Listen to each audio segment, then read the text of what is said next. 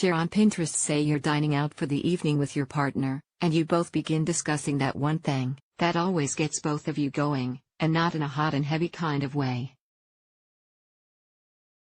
Maybe it's finances or the division of household chores. You start expressing your side of things only to have them abruptly stop talking altogether, leaving you staring into your meal feeling angry, alone, and resentful. It turns out there's a word for this frustrating kind of behavior: stonewalling. It's a way of emotionally checking out. We've all been guilty of this at some point, whether by clamming up during a fight or refusing to make eye contact when we're mad. Here's a look at some of the classic signs that can show up in a relationship and steps you can take if you recognize them in your own. What does it look like? Stonewalling happens when you try to avoid anger by ignoring conflict. The person retreating is generally overwhelmed and starts shutting down as a way of self-soothing and calming themselves down. While it's normal to occasionally use the silent treatment as a coping mechanism, it's a red flag when the behavior turns chronic. A person who stonewalls may be unable to express how they're feeling and find it easier to disengage. This can look like closing their eyes during an argument, turning away, checking their phone nonstop in the middle of a heated discussion. They may also change the subject or use one-word answers to avoid talking. And when they do say something, they'll use these common phrases: "Do whatever you want. I'm done. Just leave me alone. I have to get out of here. I can't take it anymore." Is it really just a guy thing? Many people assume that stonewalling is more common in men. While older research indicates that men are more likely to emotionally withdraw from difficult conversations compared to women, it's a myth that it's only a guy thing. Anyone can give a cold shoulder. It's generally a defensive tactic learned in childhood.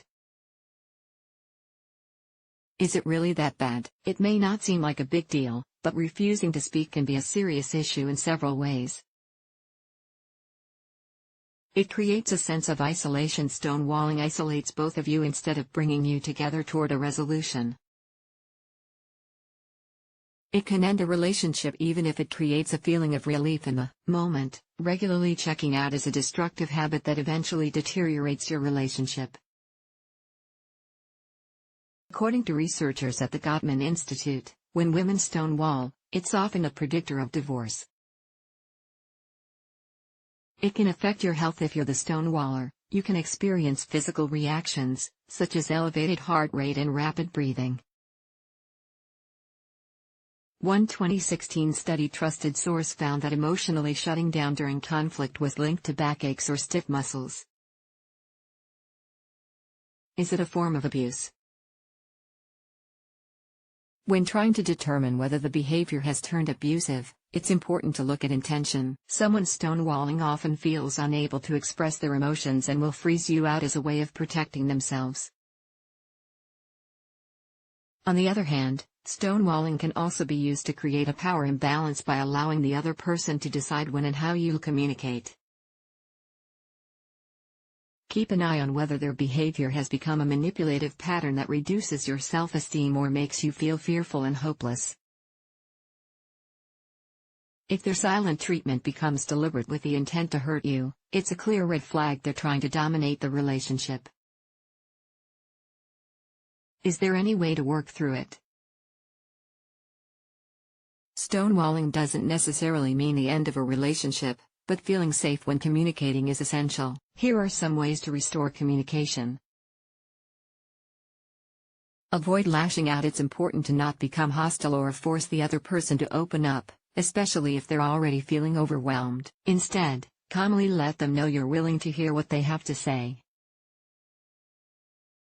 Taking the time to actually listen can help to escalate a difficult conversation. Take timeouts when stonewalling comes up. It's okay to give each other permission to take a break. This can help you both feel reassured and cared for. Whether you're the person who tends to retreat or it's your partner, allowing the space for timeouts can help you both avoid becoming overwhelmed during a conflict. Seek help from a qualified therapist. Reaching out to a couples therapist early on can be a way to deepen your connection and foster healthier ways to communicate. A therapist can also help you both explore the reasons behind a partner's silent treatment. They can work on helping them better express their emotions and cope with conflict. Keep in mind that relationships are a two-way street and require an openness to outside help from both partners. The bottom line: we all need a break from time to time, especially when it comes to dealing with tough conversations.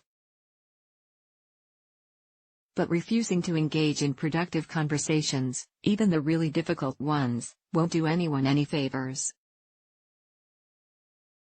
There are ways to work around stonewalling. But if it seems like it's part of a larger pattern of manipulation, it may be time to rethink things. Cindy Lamoth is a freelance journalist based in Guatemala. She writes often about the intersections between health, wellness, and the science of human behavior. She's written for The Atlantic, New York Magazine, Teen Vogue, Quartz, The Washington Post, and many more. Find her at cindylamoth.com.